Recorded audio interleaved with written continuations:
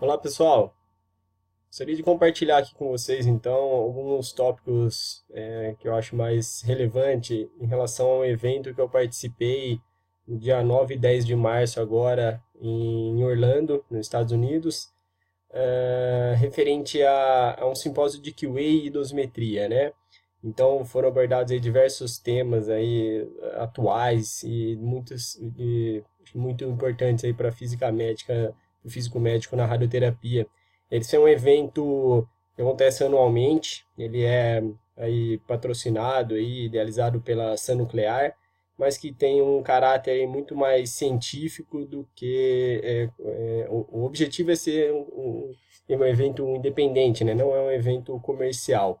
E realmente é isso, com a programação aqui que a gente pode ver aqui embaixo, né? Teve temas bastante atuais e foram 2 dias então de evento, foi dividido em 4 sessões. Então, uma sessão de qualidade e segurança em radioterapia, uma sessão falando de Big Data, que eu vou explicar um pouquinho depois, para a melhoria da qualidade, né? Depois, avanços em qualidade de planejamento e tratamento e melhores práticas em QA e dosimetria, tá? Então, tá aqui a programação, aqui é o site do evento, para quem tiver interesse, quiser entrar em detalhes. Bom, aqui algumas anotações que eu fiz e aí eu queria destacar alguns pontos aqui, né? Então, na seção 1 lá, falando de qualidade e segurança, coisa interessante é em relação à aplicação de análise de dados para a avaliação da qualidade de segurança em radioterapia. Então, tem duas formas aí, né, que foi apresentado lá na primeira aula, né? Você pode acessar a qualidade através de bancos de dados que são disponíveis e abertos, como a gente pode ver aqui, bancos são chamados os registros de câncer, são um grande conjunto de dados que tem nos Estados Unidos. Aqui tem dois exemplos aqui, ou através de o ROILS, que é o sistema de reporte de incidentes que a PM, a Astro tem desenvolvido lá nos Estados Unidos. Então, eles destacam essas duas fontes aí de dados. Então, por exemplo, uma aplicação disso, através desse banco de dados, é possível ver quantos centros estão aderindo aí, por exemplo, a recomendação da Astro, que é hipofracionamento para mama, entendeu? Então, a gente consegue acessar as melhores práticas, se estão sendo aplicadas, enfim. Então, também, outro exemplo que foi dado, se o MRT reduz efeitos colaterais em órgãos de risco para tratamento de próstata. Então, tem um artigo aqui no JAMA, né? E através, então, de análise de grandes dados, de grande banco de dados com registro de câncer, né? Tá? Então, assim, essas duas formas foi destacada lá, interessante. Uma outra coisa, então, além dessa questão clínica, a parte de avaliação de dados, grandes bancos de dados, né?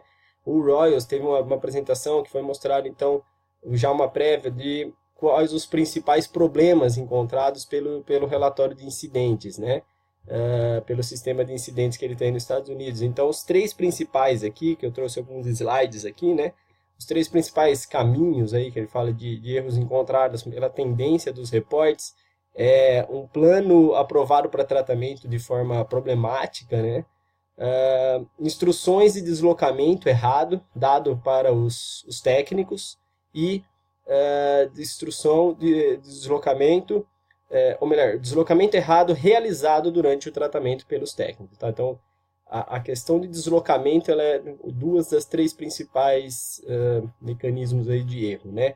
Tanto na informação gerada para o técnico quanto na execução. Então, esses três fontes aqui, né, causas de problemas, ocupam aí quase que metade dos eventos reportados, tá? E aí discutindo também que o erro no desenho ele é muito difícil de ser detectado pelos métodos tradicionais, então é muito estimulado aí o peer review de desenhos, tá? Os processos manuais são sujeitos a erros, então, principalmente aí, quando criar imagens de referência de GRT, então tentar automatizar esses processos manuais em radioterapia, o máximo possível. Outra discussão aqui, né, outro tópico que foi falado em relação a isso é os físicos, as checagens de planos realizadas por físicos ou técnicos, né, enfim, os parâmetros de planejamento e tal, é uma ferramenta muito importante, tem estudos mostrando a importância dessa ferramenta, porém é muito poroso, eles falam, né? É uma barreira que, apesar de a gente achar que o ser humano checando os parâmetros, a gente está introduzindo uma barreira, de fato a gente está, mas essa barreira ela é muito sujeita a erro, tá? Então, ela passa. Muitas dessas checagens não pegam muitos erros. Então, a gente ficar consciente disso, porque muito da automação em radioterapia está indo nesse sentido, como eu vou falar um pouquinho mais para frente também, tá? Então, teve algumas aulas. Outro destaque aqui, né, em relação ao Big Data, que é o Big Data? Ele é uma ferramenta, são métodos de lidar na área da informática, né, como se fosse uma subdivisão da informática para lidar com grandes conjuntos de dados, né?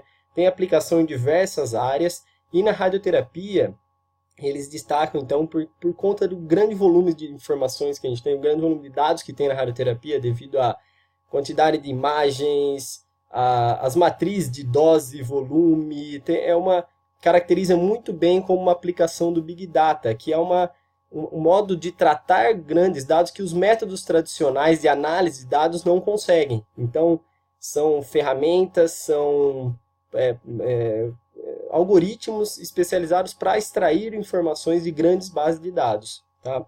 Então, é bem interessante que tem até uma edição da Vermelha, né, publicado em 2015, em 2016, com diversos artigos mostrando então a aplicação aí do Big Data na radioterapia.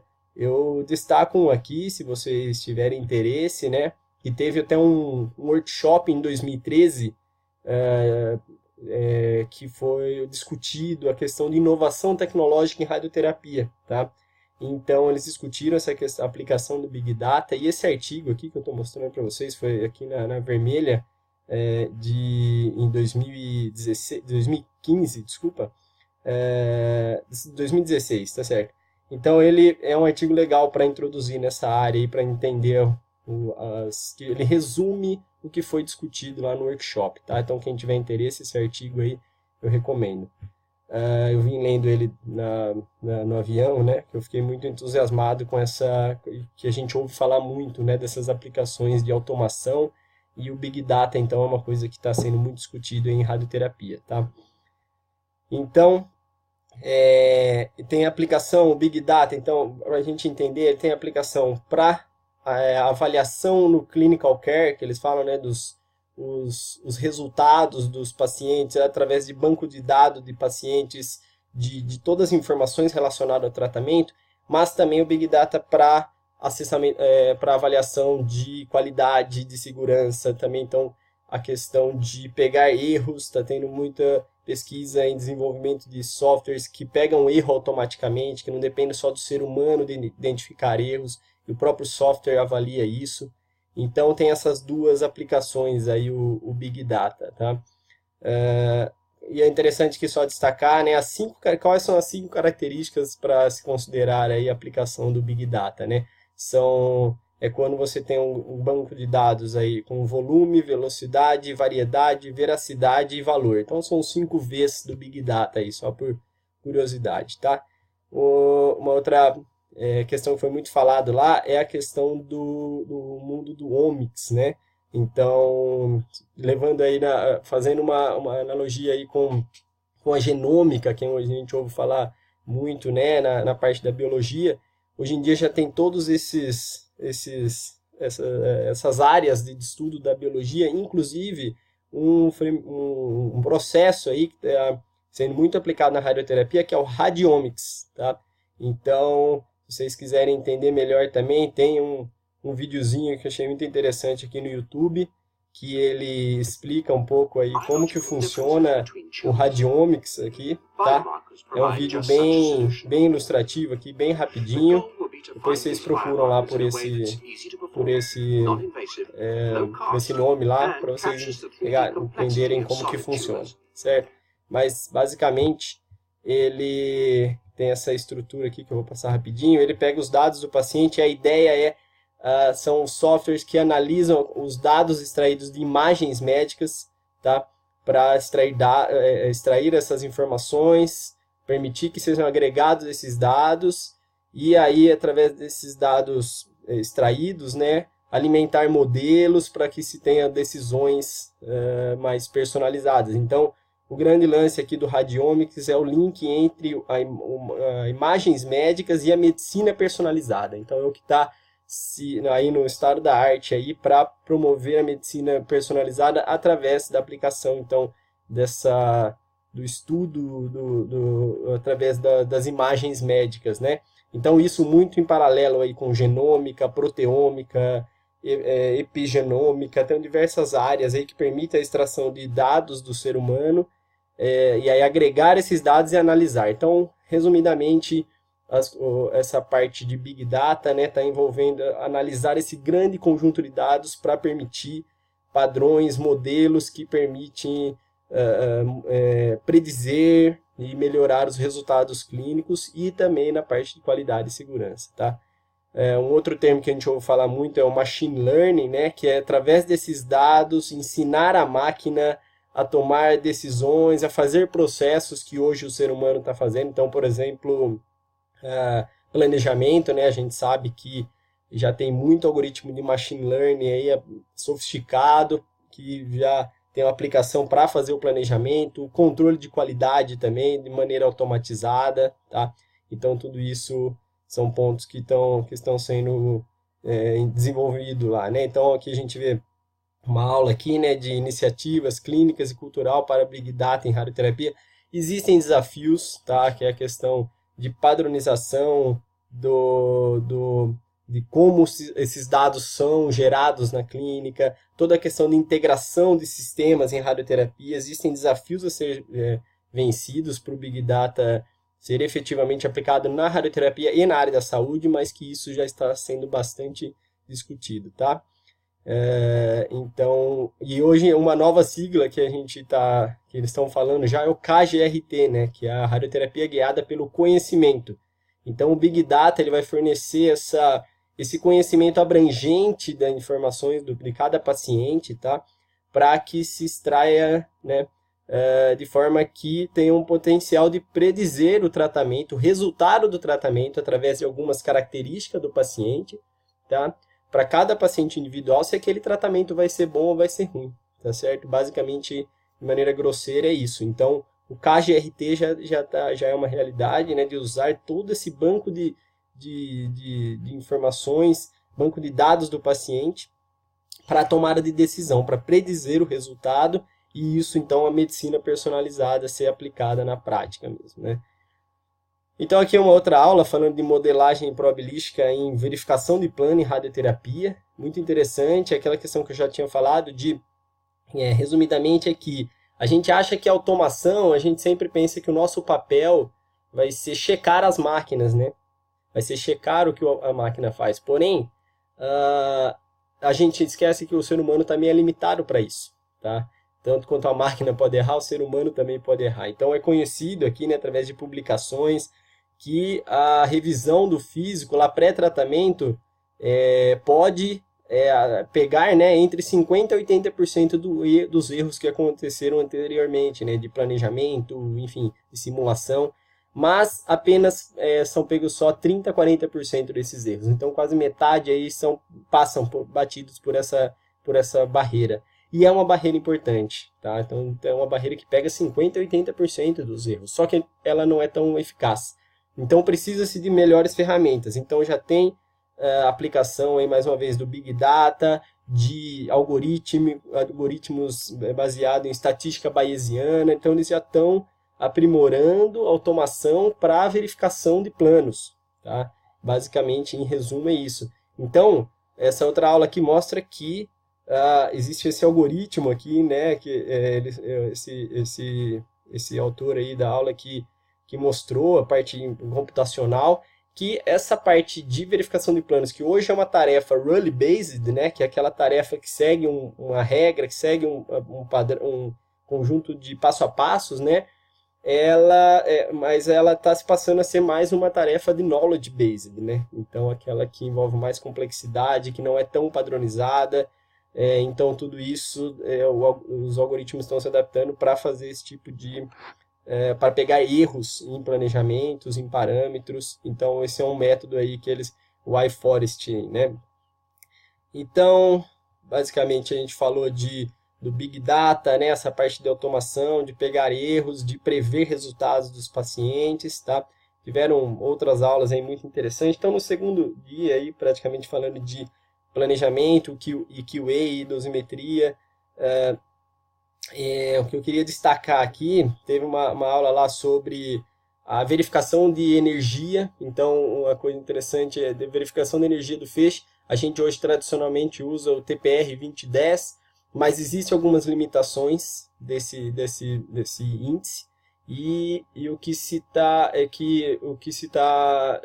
indo para a linha de usar mais a simetria, dados do perfil do feixe, não só uma medida no raio central para medir a energia do feixe, mas informações do perfil do feixe, tá? Então a gente tem que ficar ligado nisso daí para atualizar esses nossos índices de energia, de verificação da qualidade do feixe, porque ele tem mais suscetível a erros, enfim, tem mais detalhes aqui em artigos, eu não vou entrar em detalhes aqui.